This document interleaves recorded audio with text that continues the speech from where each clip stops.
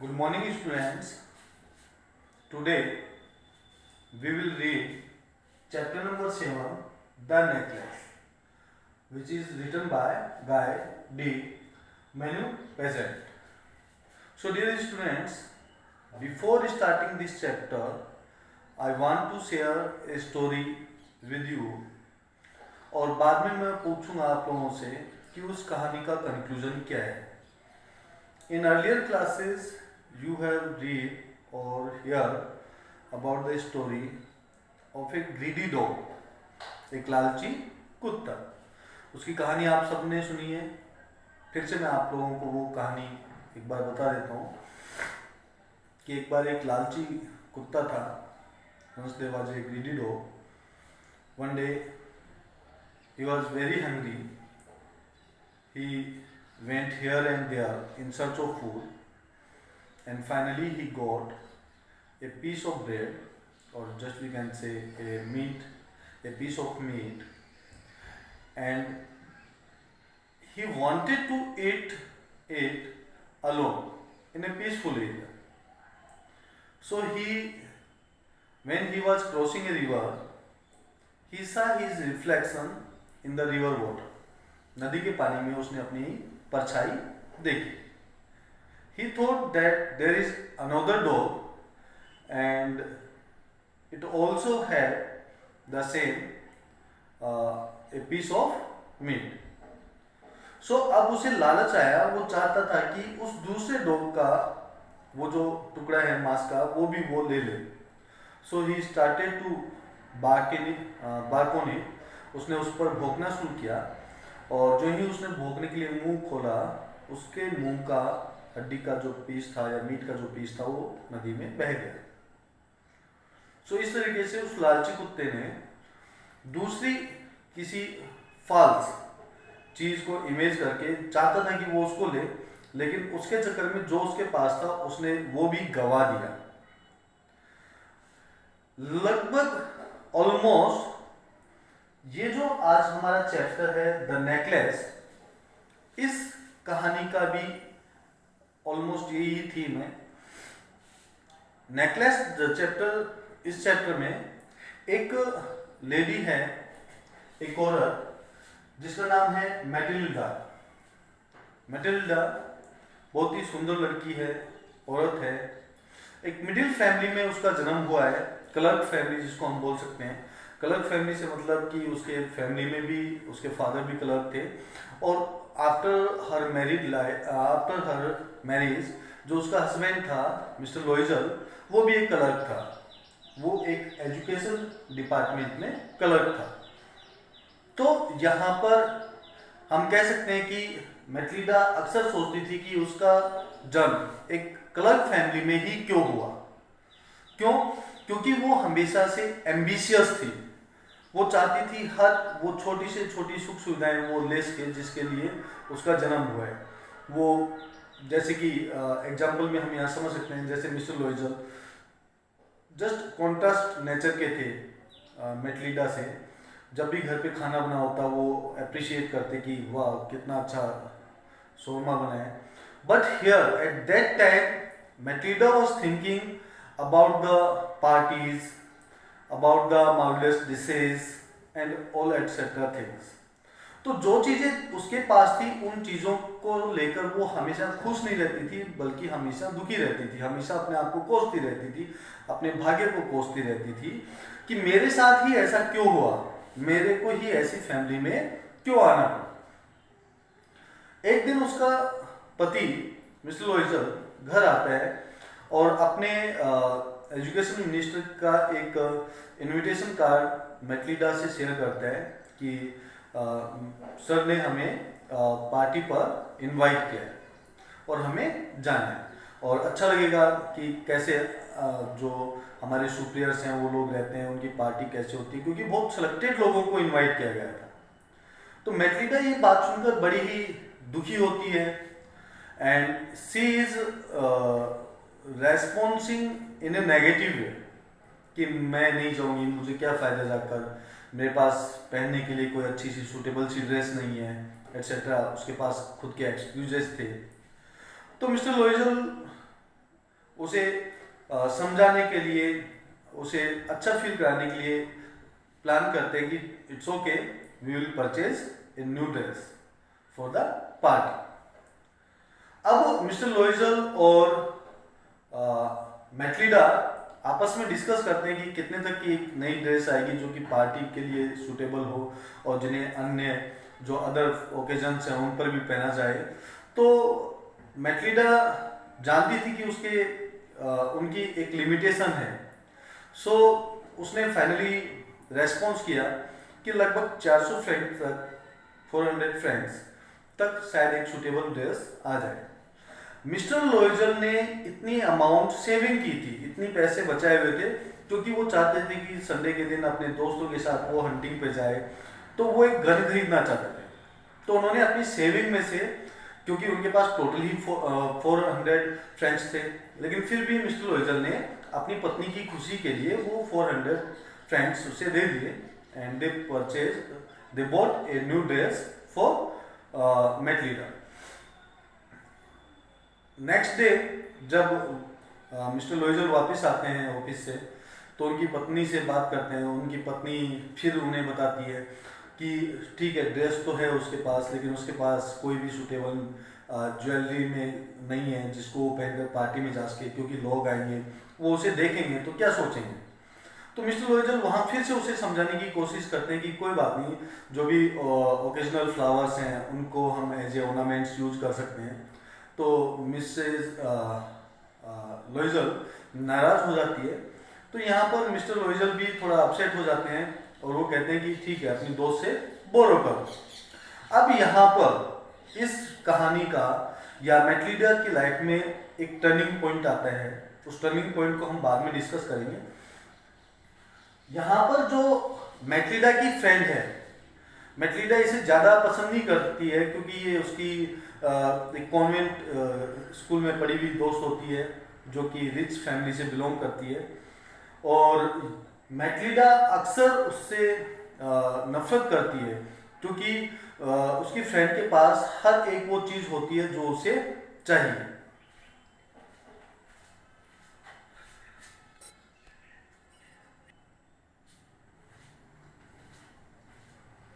Her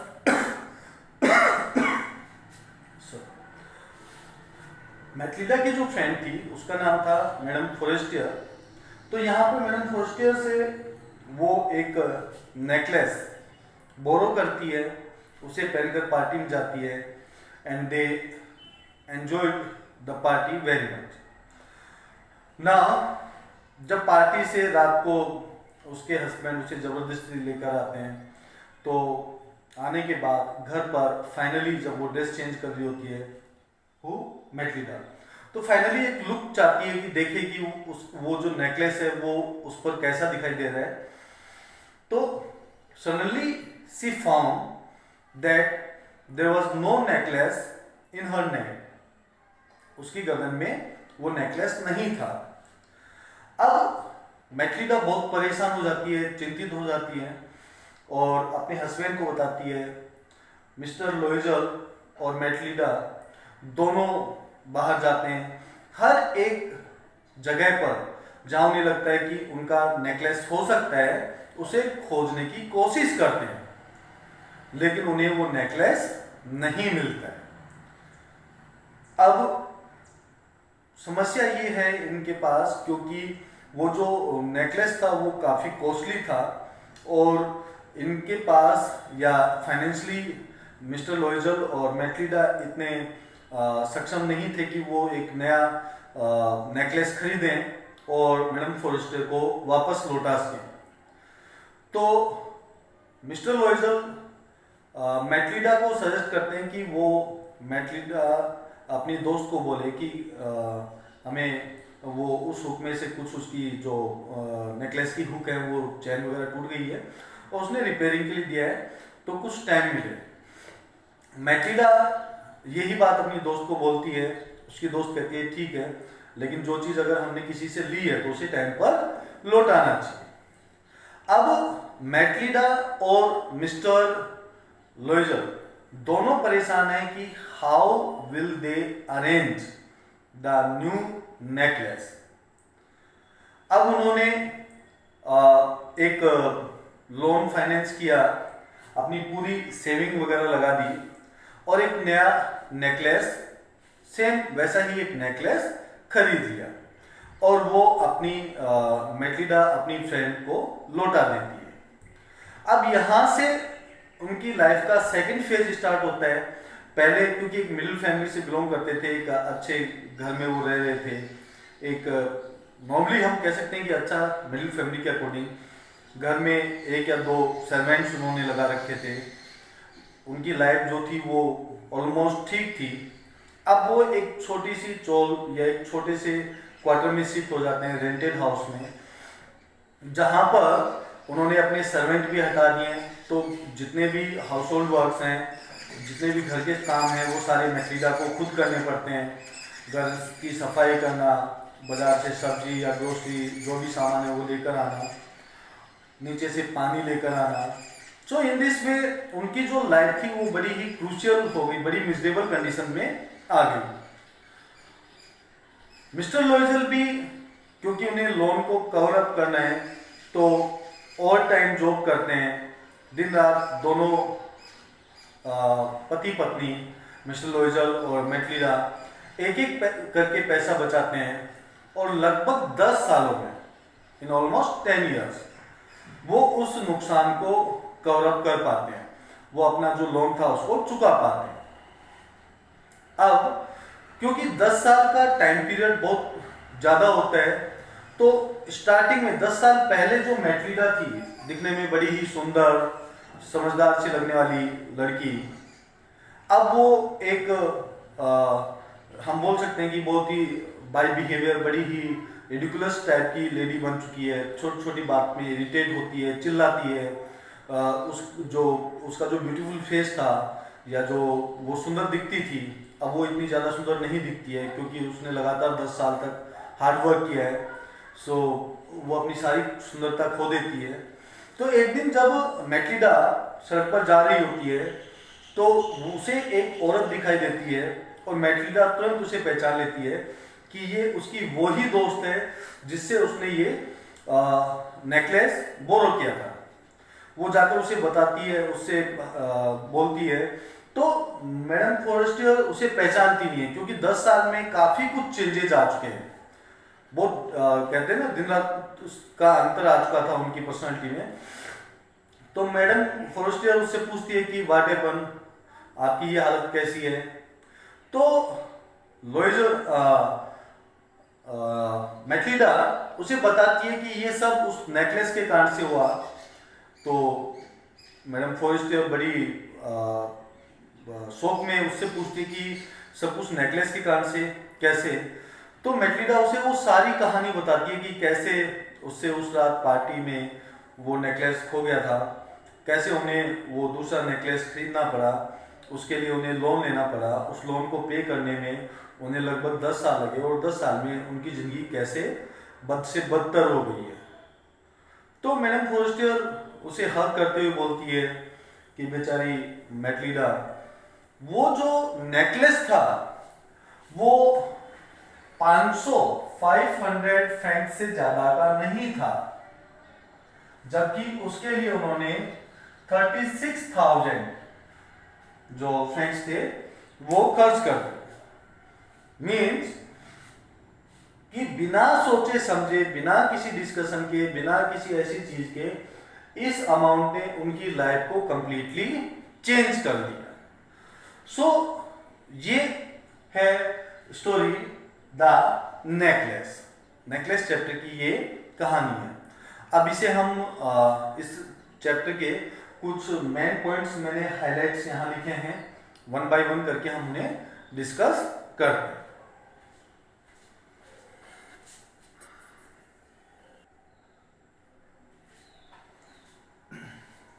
So, Matilda was pretty young lady born in the family of clerks.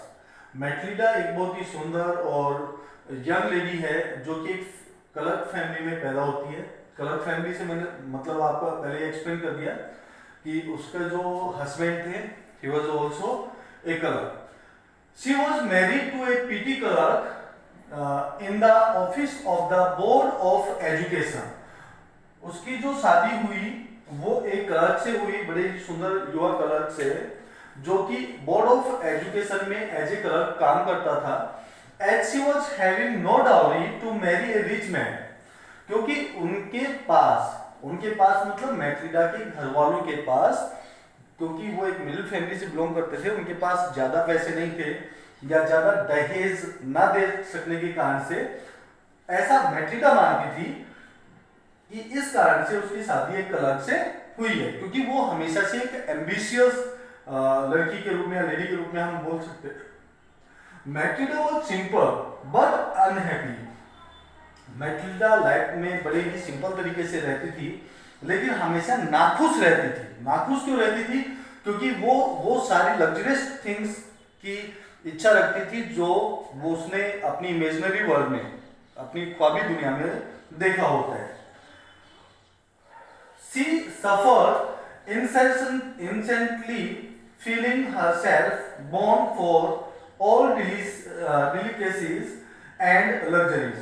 वो हमेशा एक तनाव में रहती है, एक अभाव में जिंदगी को जीती है, हमेशा अपने आप को फील करती है कि वो उन सभी सुखों से, आरामों से वंचित है, क्योंकि वो मैट्रिडा एक ऐसी लग्जरियस लाइफ चाहती है कि रोज रात दिन वो पार्टीज में जाए, सब लोग उसे देखें, रोज वो नई नई तरीके की ड्रेसेस पहने, अलग अलग तरीके के उसके पास ऑर्नामेंट्स हों, अलग अलग तरीके से वो अपनी लाइफ को लीड करे. सो इन दिस वे हमेशा वो अपनी लाइफ से बड़ी ही नाखुश रहने वाली एक लेडी थी. She suffer from poverty and the shabby works and worn chairs made her feel tortured and angry.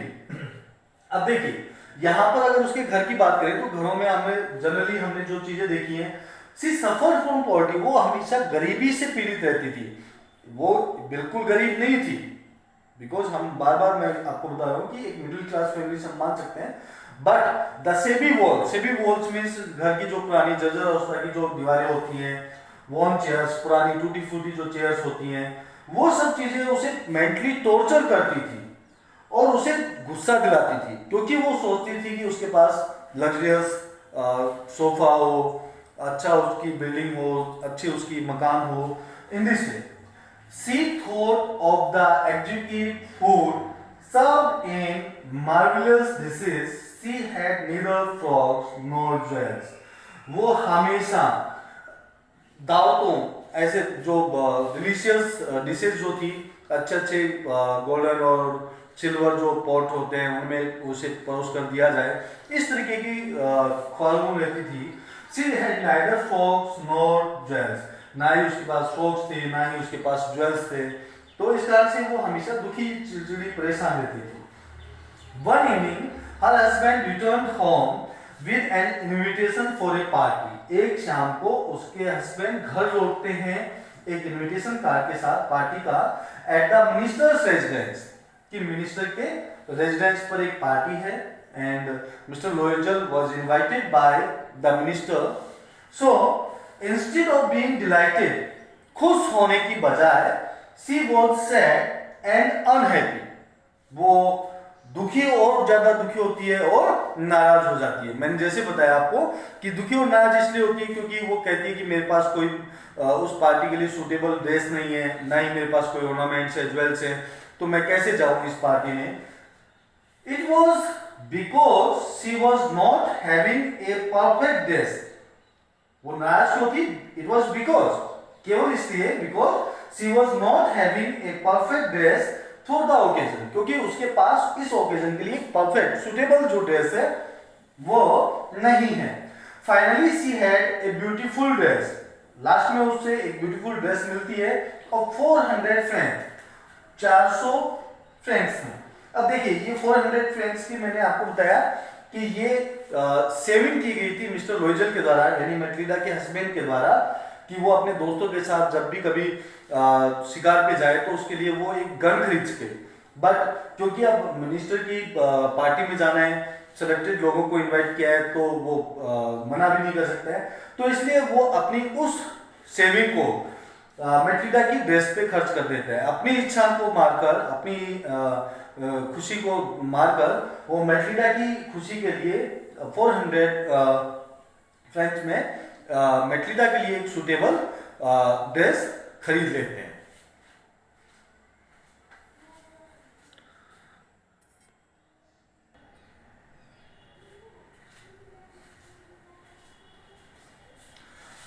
But even then, she was disturbed and anxious about having no jewel to adorn herself.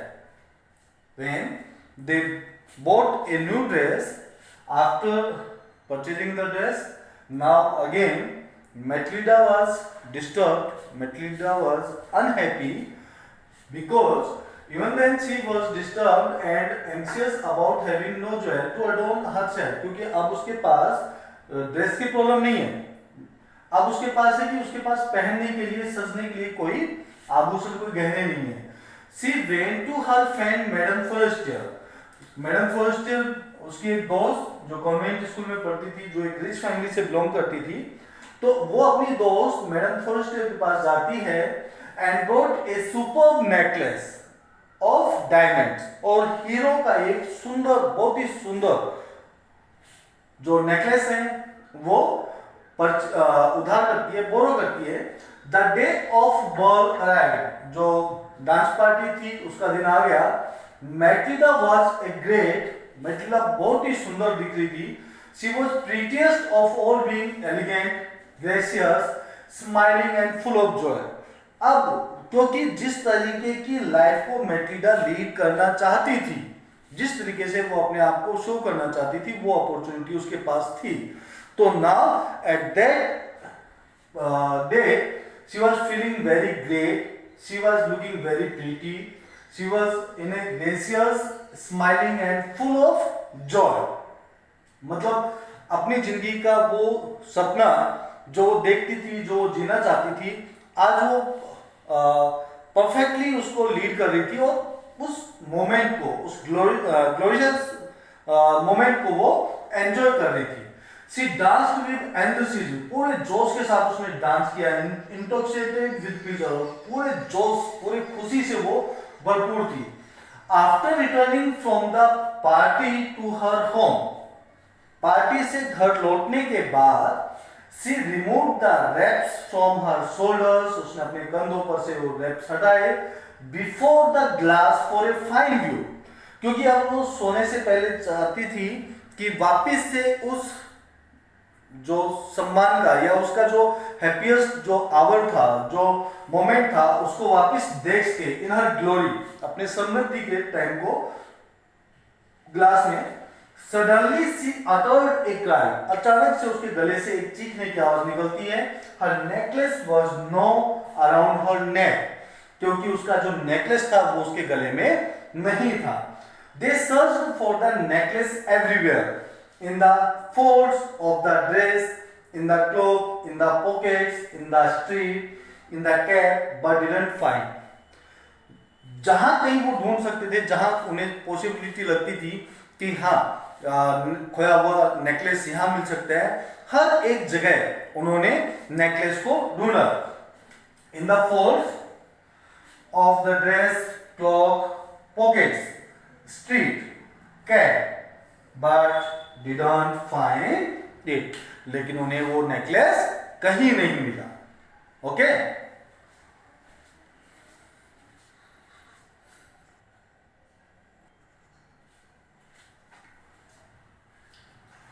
so after losing all hopes, after a week, लगभग एक सप्ताह तक उन्होंने इंतजार किया, और जब उन्होंने अपनी सारी उम्मीदें खो दी कि अब कोई चांस नहीं है हार के वापस लौटने का या मिलने का, they purchased exactly like the one, उन्होंने एक वैसा ही सेम दिखने वाला नेकलेस परचेज किया। शी हैड लॉस्ट, जो कि उसने खोया था, फॉर 36,000 फ्रैंक्स, 36,000 में। दे पजेस्ड 18,000 फ्रैंक्स, उनके पास 18,000 फ्रैंक्स थे, यानी कि this amount they had, and borrowed the rest, और बची हुई अमाउंट उन्होंने उधार कर ली and return the necklace to madam Forestier, और मैडम फर्स्ट ईयर को वो जो नेकलेस था वो लौटा दिया। This leads them to a horrible life. अब ये जो इंसिडेंट था, इस इंसिडेंट ने उनकी लाइफ को कंप्लीटली चेंज कर दिया। तो we can say that this was the turning point in their life. This leads them to a horrible life of frightful debt। भयानक कर्जा उनके ऊपर हो गया। They changed their lodgings, उन्होंने अपना जो रहने का जगह थी, स्थान था, वो चेंज कर लिया। Had to do odious works, और बहुत सारे काम उनको करने पड़े, क्योंकि they have to save money now। एक पैसा करके उन्हें बचाना था, जिससे वो अपना जो डेट था, कर्ज जो था, वो लौटा सके। The husband work evenings, husband जो था वो कई शामों तक लगातार ओवर टाइम जॉब करता रहा, पार्ट टाइम जॉब करता रहा। Day and for maximum time, पूरे दिन भर, पूरे शाम को मैक्सिमम टाइम जितना वो कर सकता था। And this life lasted up to 10 years। और ये जो जीवन चक्र था, ये जो रूटीन था, ये अगले 10 साल तक लगातार चला। यानी कि 10 साल लगे उन्हें वो लोन रीपे करने में, लौटाने में। At the end of 10 years, 10 साल बाद दे हैड रिस्टोर्ड ऑल। अब वो वापस से पूरा जो अमाउंट था उसको रिकवर करने में सफल रहे। नाउ बिकॉज देखिए, मैंने स्टार्टिंग में आपको एक कहानी सुनाई अभी कि about A hungry dog, but the title was the greedy dog. अगर उस डॉग ने लालच नहीं किया होता तो उसे अपना वो जो मील था वो खोना नहीं पड़ता। इसी तरीके से वाट एवर वी हैव, अगर इस पॉलिसी में द नेकलेस इस चैप्टर में जो मैक्लिडा है, अगर वो अपनी लाइफ में एक पॉलिसी बनाती, एक थ्योरी को मानकर चलती, whatever we have enough for us. तो मतलब ग्रंथों में भी कहा गया है, पुरानी विचारधाराओं में भी ये बात है कि संतोषी सदा सुखी, कि जो संतोष करता है वो हमेशा खुश रहता है, सुखी रहता है। सो लाइफ में क्यूरियोसिटी होनी चाहिए, कुछ पाने की इच्छा होनी चाहिए, लेकिन वो सब केवल और केवल अपनी मेहनत के दम पर। ऐसे नहीं कि हम किसी दूसरे से उधार ली हुई जिंदगी को या उधार ली हुई चीजों के आधार पर अपनी विशेष कंप्लीट करें और बस। क्योंकि यहाँ पर इस कहानी में क्लियरली हम देख सकते हैं, महसूस कर सकते हैं कि अगर मैक्लिडा उस दिन वो नेकलेस नहीं लेती, केवल कुछ घंटों के आराम के लिए, कुछ घंटों की एक झूठी धारणा के लिए कि हम रिच हैं, अगर वो नहीं दिखाती तो अगले 10 साल तक मैक्लिडा को परेशान नहीं होना पड़ता। और केवल मैक्लिडा ही नहीं, इवन उसके जो हस्बैंड है उनको भी परेशान होना पड़ा। सो केवल कुछ फेक आवर्स की खुशी के लिए, कुछ हम कह सकते हैं कि कुछ मोमेंट्स के लिए, कि हम थोड़े से समय की खुशी के लिए अपनी पूरी जिंदगी को अगर खराब करें, दांव पर लगाएं, तो ये तो कोई समझदारी की बात नहीं है, राइट। सो ये था हमारा चैप्टर द नेकलेस।